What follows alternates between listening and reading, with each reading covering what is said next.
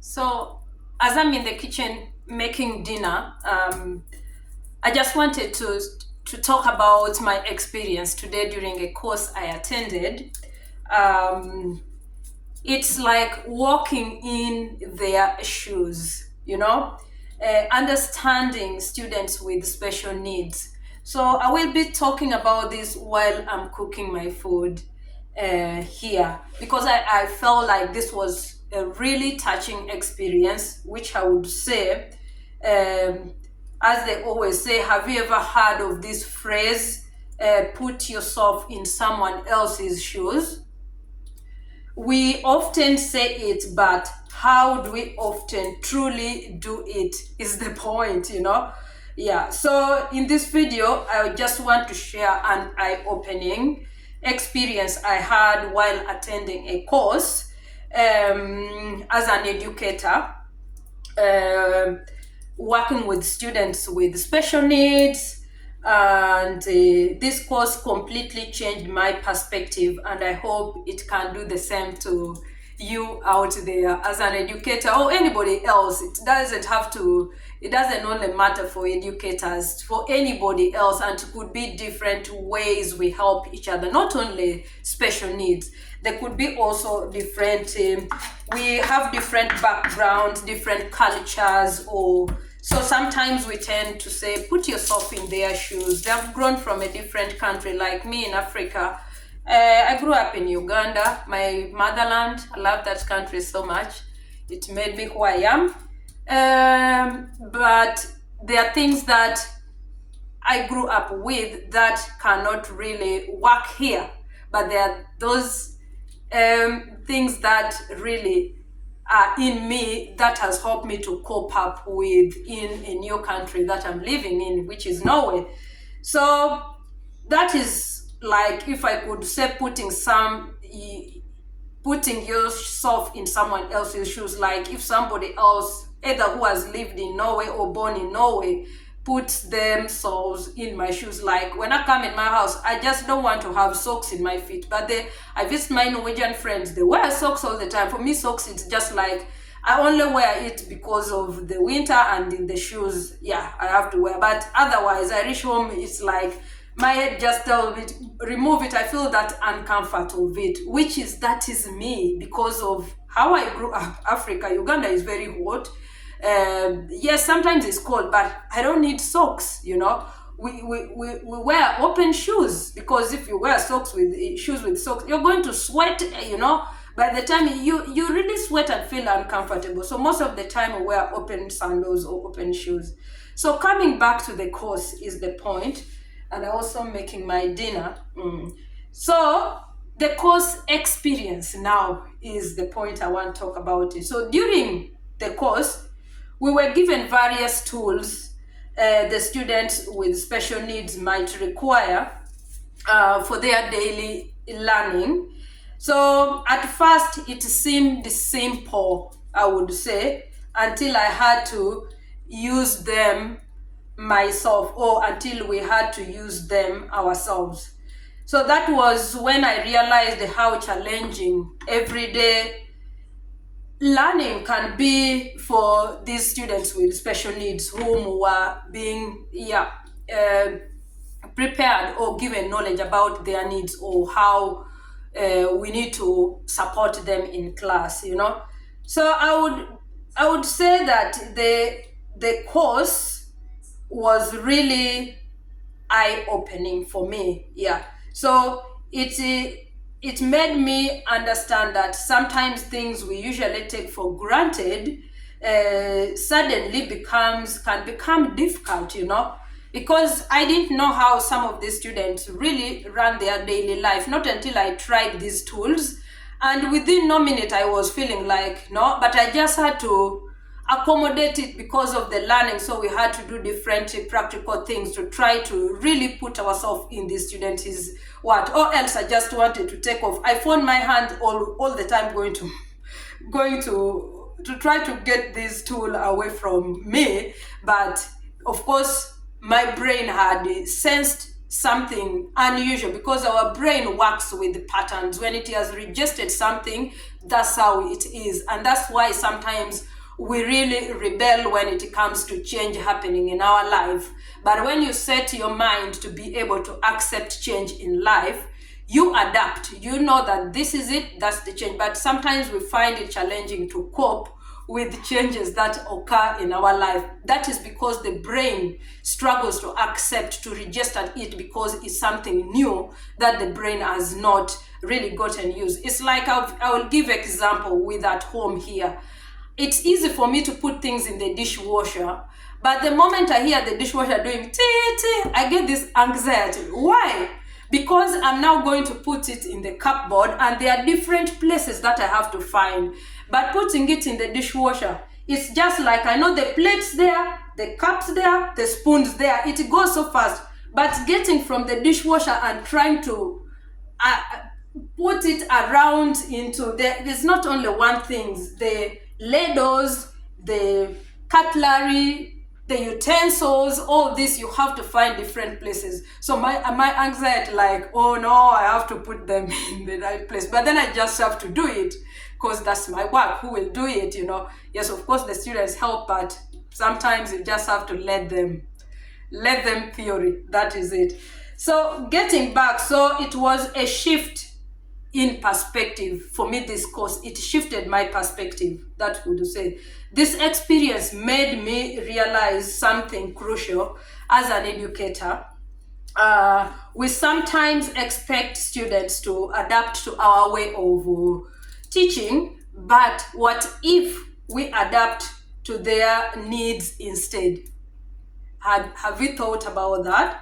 So understanding their challenges firsthand makes us patient, more aware, and being more effective in supporting them. That's what I would say based on this course, which really gave me a first-hand experience of these students' day-to-day life challenge when it comes to learning environment. So before, the key takeaway is, before we judge someone based on our own experience, we have our own experience, which we sometimes want to put it to someone or expect someone to experience. But before we judge someone by our own experience, let's take a step back. What they go through daily is different from what we experience. So true empathy means not just knowing, but feeling what these students or what these people face in their day-to-day life. So applying this in everyday life, as an educator, for me, I think we need to be, first and foremost, to listen, ask students how they feel and what works best for them. Actually, in the course, they encouraged us to have this dialogue with the student to get to understand them, ask them questions if there's room for adjustment, or there's need for breaks, or this and that. These were like things that we were really encouraged to do with these students. Be patient. We need to be patient. Understanding that what seems simple for you might be overwhelming for them. What seems simple for me might be overwhelming, because when I tried these tools, that was when I realized, oh my God, this is overwhelming. I cannot take anymore. But I had to be patient, because we had different experiences different tasks that we were going to perform in a way for us to really get to the core experience of what the students go through. So I had to tolerate, be accommodative, be patient, but I found my brain was struggling to adjust, because it was rejecting it, that this is not it. It tried, although some of the tools we used could also be related to some of the things that maybe I might be facing according to my age right now. But I realized that I just had to accommodate, and I'm like, what? Is this what really this student go through? I started seeing the students in my vision, how really, oh my dear, and I was reflecting with my lesson, saying, okay, now I need to really next time pay more attention to this student and really get close to, because there were small things that they told us to do. They told us to maybe, if possible, try to talk. Good enough, I'm a good talker. I can speak, so I know I'm going to do that more to help this student really be able to understand what is required to be done. Also, I think we need to be able to use the right tools, just as I said, they asked us. Yeah, we need to have small adjustments for them, like assistive technology. Yes, some of the students really need them, or provide them with a quiet space. Can be a huge difference through their learning. Encourage inclusion. Also, we have to really make sure that we help others see the importance of empathy and understanding it. So I would say at the end of the day, true understanding comes from experience. After I had this course, I realized I got the true experience of these students' needs. Yeah. So the more we step into someone else's shoes, the better we become. And not just as educators, but as human beings too. I gave example as with different culture and all this. I did study a course about intercultural competence, getting to know how to cope with different culture, as we are living in a world where globalization doesn't mean only physical migration, all this.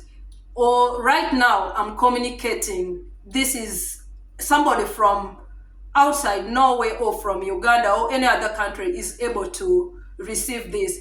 But if you don't have the knowledge to understand that Alice has a background, she's from Uganda, and when she talks, she demonstrates using her hands, and maybe she's loud, as in Africa. You know, we were used to talking so loud, and my father is also a loud person. I think I took this from my dad. But also as we were growing, we grew in a homestead or in a village whereby I can stay here and I shout the name of my friend who stays, like I would say 500 meters away from me. I'm calling her, we go to fetch water or we are going to play. So you have to use your voice louder. I'm going, are you coming? So we are used of speaking loud, or which my kids sometimes who have grown in Norway, they're like, Mama, you speak so loud, you're so, you know. So that is how I am. I'm vocal. We speak a lot back at home. We speak our thoughts out. They encourage us to speak, not to be silenced. So that is something that if you're not used to me or not knowing or learning that, I think that is based on how she is, you will tend to judge me.